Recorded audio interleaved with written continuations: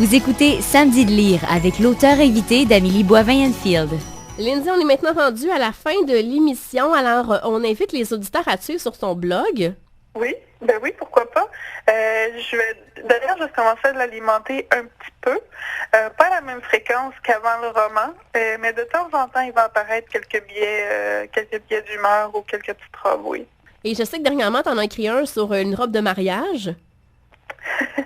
En fait, les gens, souvent, durant l'aventure, ils disaient que la dernière robe, ça va être une robe de mariée. En voulant dire, est-ce que tu vas rencontrer quelqu'un que tu vas finir par épouser? Et là, évidemment, c'est pas arrivé. Je dis évidemment, ça aurait pu arriver, mais c'est pas le cas. Par contre, j'ai eu l'opportunité d'assister au mariage de ma sœur.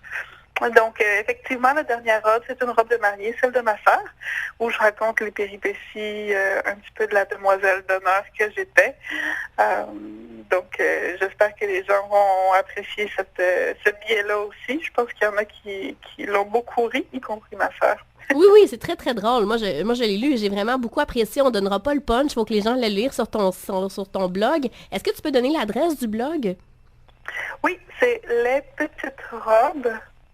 Donc, petite au pluriel, robe au pluriel, .wordpress, WORDPRESS.com.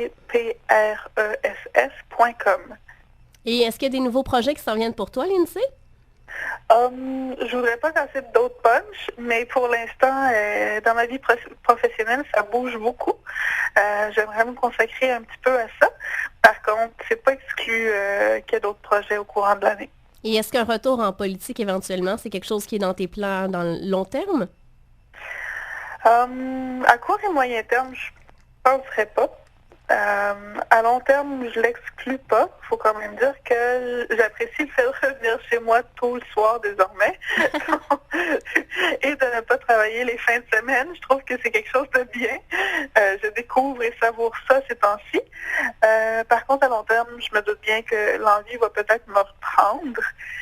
Puis la bonne chose dans tout ce qui est arrivé aussi, c'est que quand on fait de la politique, des fois, on est tellement dans une bulle qu'on perd un petit contact avec la réalité. Donc, revenir dans la vraie vie, si on veut, hors politique, hors partisanerie, hors toute l'administration de l'État, là, ça fait du bien pour vraiment se reconnecter sur ce qui se passe, les vrais enjeux. Puis comment les gens vivent vraiment. Parce que des fois, on est tellement débordés par notre travail qu'on oublie un petit peu ce qui se passe vraiment sur le terrain. Donc, dans le fond, la pause que je fais est très bénéfique. Puis beaucoup de gens qui travaillaient sur la colline, qui ont perdu leur emploi au même moment que moi, tiennent le même discours, là.